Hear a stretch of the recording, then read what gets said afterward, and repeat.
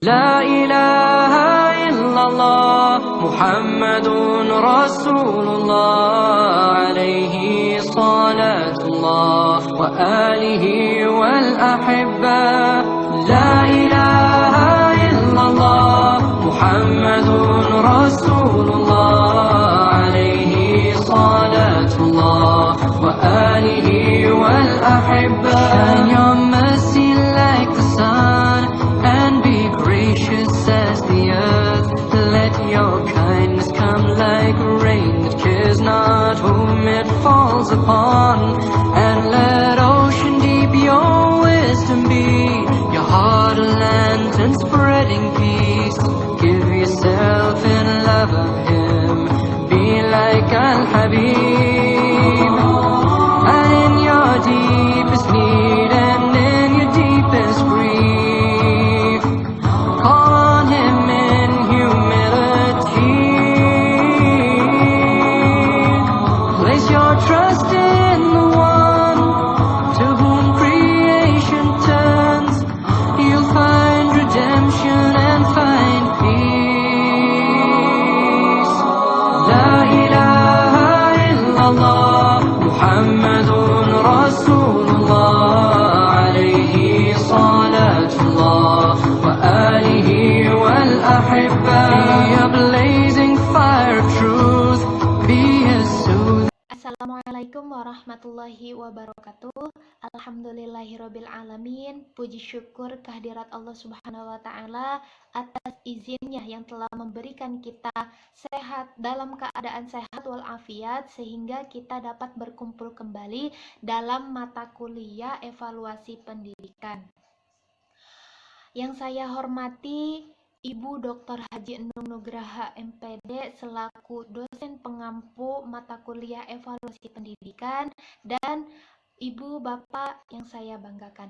Baiklah, untuk mengefisienkan waktu, saya di sini akan mencoba membahas tentang instrumen penilaian pembelajaran kognitif. Yang pertama, pengertian hasil belajar kognitif. Belajar merupakan bagian yang tidak dapat terpisahkan dalam kehidupan manusia.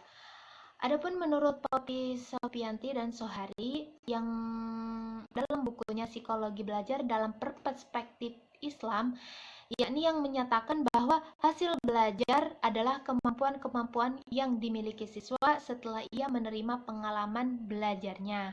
Adapun pengertian kognitif menurut para ahli, yakni Muhyiddin Syah, yang menyatakan bahwa kognitif itu adalah pengetahuan atau mengetahui. Jadi hasil belajar kognitif ini dapat disimpulkan bahwa seorang siswa akan mendapatkan hasil ketika siswa itu belajar. Tentunya jika siswa tersebut tidak belajar, tentunya tidak akan mendapatkan hasil. Kemudian macam-macam hasil belajar kognitif. Hasil belajar kognitif adalah perilaku atau aspek kognitif dibedakan atas 6 jenjang ataupun 6 aspek menurut taksonomi Bloom, yang dimana cara hierarki piramidal yakni seperti berikut. Nah, ini adalah piramida yang dimana 6 aspek tersebut, yakni yang pertama pengetahuan, pemahaman, penerapan, analisis, sintesis, dan penilaian. Penjelasan dari 6 aspek tersebut yang sebagaimana diberikan dalam taksonomi Bloom. Yang pertama itu adalah pengetahuan, hafalan atau ingatan, atau yang biasa kita ketahui dalam bahasa Inggris yaitu knowledge, yaitu adalah kemampuan seseorang untuk mengingat-ingat kembali. Tentunya ketika seorang guru mengajar, yang paling ia ingat ataupun yang paling ia bisa lakukan kecuali ingatannya atau mengingat apa yang sebelumnya ia pelajari. Kemudian yang kedua itu adalah pemahaman. Setelah aspek pertama pengetahuan itu yang kedua adalah pemahaman. Yang dimana pemahaman ini naik level, yang dari pengetahuan kemudian berkembang menjadi pemahaman. Setelah siswa itu tahu, berarti ia mampu memahami. Jadi bukan hanya sekedar tahu, tetapi juga ia memahami apa yang ia ketahui. Kemudian yang ketiga itu adalah penerapan. Nah, penerapan ini adalah kesanggupan seseorang untuk menerapkan atau menggunakan ide-ide umum, tata cara ataupun metode-metode, prinsip-prinsip, rumus-rumus, teori-teori, dan sebagainya. Tentunya dalam situasi yang baru dan konkret. Maksudnya setelah siswa tersebut dapat memahami, yaitu menerapkan. Menerapkan di sini yaitu bahwa siswa itu tahu, paham akan yang ia ketahui tersebut. Kemudian ia menerapkan, bisa dalam menerapkan kehidupan sehari-hari. Kemudian yang selanjutnya yaitu analisis. Analisis ini adalah kemampuan seseorang untuk merinci atau menguraikan suatu bahan atau keadaan, yang dimana seseorang ini tahu, bahwa seorang siswa ini tahu yang bukan hanya sekedar menerapkan, tapi ia mengalami dampak ataupun ia mengalami bahwa sesuatu yang ia lakukan itu memang harus dilakukan. Misalkan ia mengaji. Jadi setelah ia mengetahui bahwa dalam agama Islam tentunya kita harus bisa mengaji dengan melalui proses belajar dari pengetahuan, kemudian dapat memahami isi tersebut ataupun apa yang ia ketahui itu menjadi paham, kemudian diterapkan dalam kehidupan sehari-hari, dan dari penerapan tersebut bisa ia rasakan bagaimana dalam analisis mereka tersebut ketika ia dimiliki ataupun digunakan. Yang selanjutnya yaitu sintesis. Sintesis itu adalah kemampuan berpikir yang merupakan kebalikan dari proses berpikir, yang dimana sintesis merupakan suatu proses yang memadukan bagian-bagian atau unsur-unsur secara logis. Dan yang terakhir ini yang paling aspek yang paling tinggi yaitu adalah penilaian, tentunya yaitu evaluation. Yakni penilaian evaluasi di sini merupakan kemampuan seseorang untuk membuat pertimbangan terhadap suatu kondisi atau nilai ide. Lebih jelasnya, yakni kita akan memberikan contoh dari kata kerja operasional mengukur hasil belajar kognitif. Nah, dari 6 aspek tersebut, kita mungkin kita bisa memahami ataupun bisa mengerti ketika kita memberikan contoh. Nah, yang pertama yaitu pengetahuan, hafalan, atau ingatan, atau yang disebut teknologi.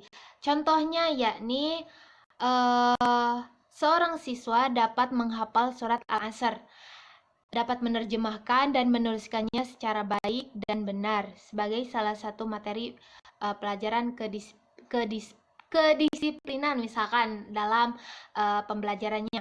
Nah, pengetahuan ini siswa hanya diberikan pengetahuan. Pengetahuan ini untuk memancing agar ia ingat dalam setiap pembelajarannya.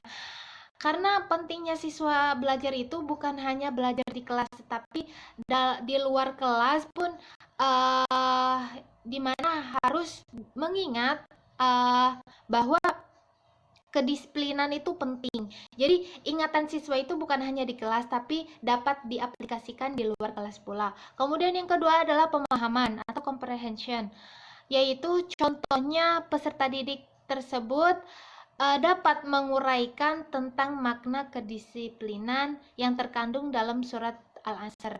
Nah, ketika siswa dapat mengetahui, tentunya guru tersebut harus memberikan pemahaman agar siswa tersebut dapat mengerti apa yang ia ketahui itu ternyata dapat memahami dirinya, dapat memahami apa yang ia ketahui. Kemudian dari pemahaman menjadi penerapan. Contohnya yakni peserta didik mampu memikirkan tentang penerapan konsep kedisiplinan yang diajarkan dalam Islam dalam kehidupan sehari-hari baik di lingkungan keluarga, sekolah maupun masyarakat. Dari siswa mengetahui, kemudian ia menjadi paham, tentunya ketika ia terus belajar menjadi berkembang, tentunya ada perkembangan yakni penerapan. Penerapan di sini dari contohnya tersebut yang dimana bahwa memikirkan bagaimana pentingnya kedisiplinan ataupun membersihkan dalam suatu hal itu sangatlah mulia. Baik di lingkungan keluarga, misalkan di rumah, di sekolah, ataupun ketika siswa tersebut membeli sesuatu, contohnya membeli jajanan, kemudian sampahnya tersebut dibuang pada tempatnya, bukan yang di sampahnya tersebut masuk ke dalam kolong meja ataupun di dalam tas, bukan seperti itu. Maupun di masyarakat. Kemudian yang selanjutnya itu analisis. Jadi analisis ini siswa dapat merenung ataupun memikirkan dengan baik tentang nyatanya ataupun wujudnya kedisiplinan itu di rumah, di sekolah maupun di masyarakat. Jadi siswa ini mengalami perkembangan dari pengetahuan, pemahaman, penerapan, kemudian analisis. Dan selanjutnya yaitu sintesis. Sintesis ini yang dimana belajar kognitif dan jenjang sintesis ini yaitu siswa dapat menulis karangan tentang pentingnya kedisiplinan.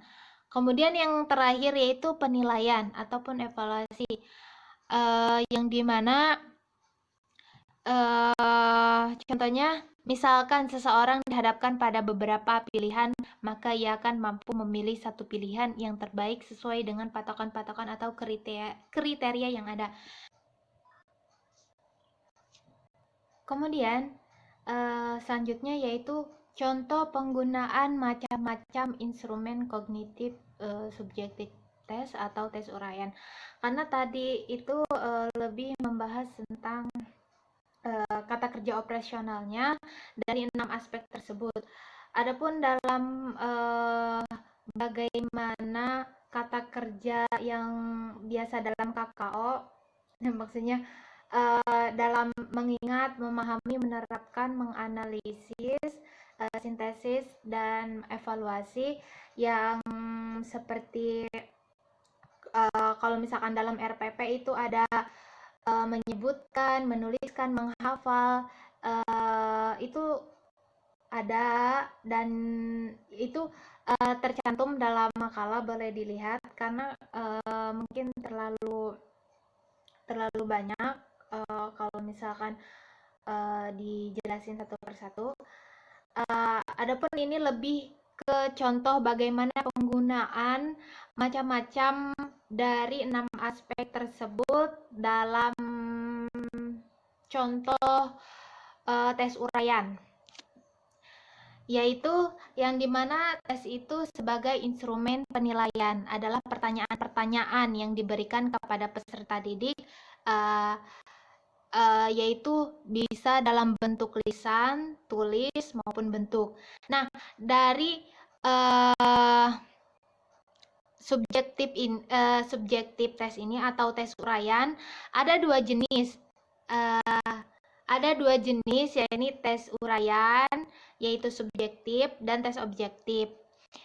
Adapun tes uraian ataupun subjektif terdiri dari 3 uraian. Yang pertama uraian bebas, yang kedua uraian terbatas, dan yang terakhir adalah uraian terstruktur. Nah, yang dapat saya pahami seperti ini. Adapun bentuk tes uraian tersebut, contohnya yang pertama yaitu karena ini lebih ke ranah kognitif, contohnya uraian bebas. Contohnya, apa yang kamu ketahui tentang sholat berjamaah? Itu uraian bebas. Kemudian yang kedua yaitu uraian terbatas. Contoh soal uraiannya, sebutkan nama-nama malaikat beserta tugasnya. Kemudian yang ketiga yaitu uraian terstruktur. Contohnya, sebutkan 3 contoh perilaku terpuji dan tercela. Itu dalam tes subjektif. Adapun dalam contoh penggunaan macam-macam penilaian kognitif objektif tes, yakni yang pertama ada 4, ada 5. Yang pertama, tes benar atau salah. Nah, contoh soalnya yaitu kalimat thayyibah artinya kata-kata yang baik. Jika itu benar, pasti menjawab benar. Jika itu salah, pasti akan menjawab salah. Itu tergantung dari siswanya tersebut. Jika ia mengetahui, pasti ia jawabannya benar. Karena kalimat thayyibat itu memang kata-kata yang baik. Kemudian jawaban singkat yaitu kebalikan dari kata dermawan adalah yaitu sombong. Kemudian contoh dari melengkapi yaitu seperti ini. Lengkapilah penggalan ayat di atas ayat di atas tersebut. Ya, seperti ini contoh dari soal melengkapi.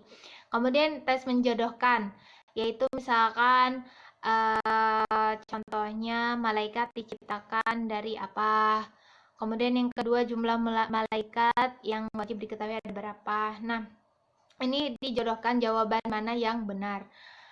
Kemudian yang terakhir adalah tes pilihan ganda. Tentunya di sini mungkin kebanyakan dari kita adalah yang mengajar, mungkin tidak asing lagi dengan kata pilihan ganda karena memang semua tes itu adalah udah jadi makanan sehari-hari para guru. Mungkin hanya itu saja yang dapat saya sampaikan, kurang lebihnya saya mohon maaf. Billahi taufiq wal hidayah. Wassalamualaikum warahmatullahi wabarakatuh.